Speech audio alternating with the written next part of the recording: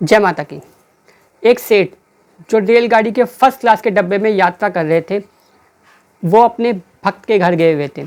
उसी भक्त ने, जो बहुत धनी था, उसी भक्त ने उस महात्मा को फर्स्ट क्लास का रिजर्वेशन डब्बा बुक करवा के दिया था और उनके साथ ढेरों सामान बांध के दिया था।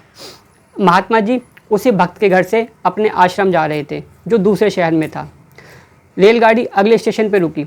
अगले स्टेशन से एक सेठ उस रेलगाड़ी के फर्स्ट क्लास के डब्बे में चढ़ा।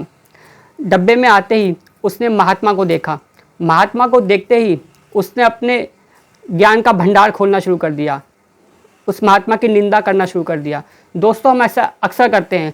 जब भी हमें निंदा करने का अवसर मिलता है, हम कभी चूकते नहीं, हम निंदा करना शुरू कर देते हैं। वही उस सेठ ने किया। उस सेठ ने वहाँ पे जो 2-4 लोग बैठे थे उस डब्बे में, उनसे कहना शुरू कर दिया, देखिए क्या समय आ गया है। आजकल संत महात्मा भी रेलगाड़ी के फर्स्ट क्लास के डब्बे में यात्रा करते हैं। बिगड़ गए हैं सारे संत महात्मा। अब बताइए, इनको क्या आवश्यकता है रेल के फर्स्ट क्लास के डब्बे में यात्रा करने की? अरे ये तो महात्मा है ना, ये तो अपना एक कुटिया बनाकर राम नाम का, कृष्ण नाम का भजन करे। अरे क्या बताएं भैया, इनमें और हम में कोई अंतर नहीं है। सिर्फ इनके भी, इन्होंने भी कपड़े पहन रखे हैं, हमने भी कपड़े पहन रखे हैं। इनके पास भी ढेरों सामान है, हमारे पास भी ढेरों सामान है। ये भी फर्स्ट क्लास के डब्बे में यात्रा कर रहे हैं और मैं भी फर्स्ट क्लास के डब्बे में यात्रा कर रहा हूँ। अब बताइए कहाँ भेद है? कोई भेद नहीं है। बिगड़ गए हैं सारे संत महात्मा। वो संत महात्मा जो उस सेठ की सारी बातें सुन रहे थे, वो उसकी बातों पे मुस्कुरा रहे थे। बड़े सरल थे वो संत महात्मा। थोड़ी देर बाद वही गाड़ी अगले स्टेशन पर रुकती है। उस संत महात्मा ने उस सेठ से कहा, आइए सेठ जी, थोड़ा बाहर बैठ जाते हैं, हवा खा लेते हैं, क्योंकि अभी ये गाड़ी स्टेशन पे बहुत देर रुकने वाली है। हम अपना थोड़ा समय वहाँ व्यतीत कर लेते हैं। उस सेठ ने उस महात्मा की बात मानकर गाड़ी से बाहर उतरकर सामने एक बेंच लगी थी, वहाँ बैठ गए। थोड़ी देर बाद ही उस गाड़ी का हॉर्न बजने लगा। वो गाड़ी धीरे धीरे चलने लगी। तभी सेठ जी ने उस महात्मा से कहा, चलिए चलिए महात्मा जी, गाड़ी चलने लग गई है। अब महात्मा ने उस सेठ का हाथ पकड़ लिया और कहने लगे, अरे छोड़िए ना, स्टेशन है, गाड़ियाँ तो आती जाती रहेंगी, आप ध्यान मत दो। उसने कहा, अरे नहीं महात्मा जी, हमारे पास जो सामान है वो चला जाएगा, आपका भी सामान है वो चला जाएगा।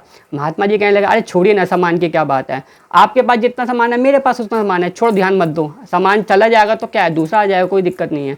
वो कहने लगा, नहीं सेठ, नहीं महात्मा जी, आप ऐसा मत कीजिए, कपड़े लत्ते सब उसके अंदर है। महात्मा ने कहा, अरे कपड़े की क्या बात है, जो कपड़े तुमने पहन रखे हैं वो कपड़े हमने पहन रखे हैं, हमारे आश्रम चलना, हम तुम्हें ढेर कपड़े दिलवा देंगे।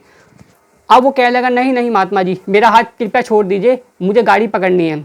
अब महात्मा जी ने उस सेठ का हाथ और मजबूती से पकड़ लिया और कहने लगे, सेठ जी, अब मैं आपका हाथ तब छोड़ूंगा जब आप मुझे ये बताएंगे कि आप में और मुझ में क्या अंतर है, क्या भेद है। अब वो सेठ उस महात्मा से कहने लगा कि महात्मा जी, अब मैं समझ गया आप में और मुझ में क्या अंतर है। आपके पास जितना सामान है उतना सामान ही मेरे पास है, लेकिन आप अपना सामान एक क्षण में छोड़ सकते हैं और मैं सारी ज़िंदगी नहीं छोड़ सकता। दोस्तों, इस कहानी से हमें ये शिक्षा मिलती है कि हमने अक्सर कई बार देखा है समाज में संत साधु महात्माओं का, हमारे समाज के लोग या हम लोग भी कई बार मजाक उड़ाते हैं, मजाक बनाते हैं।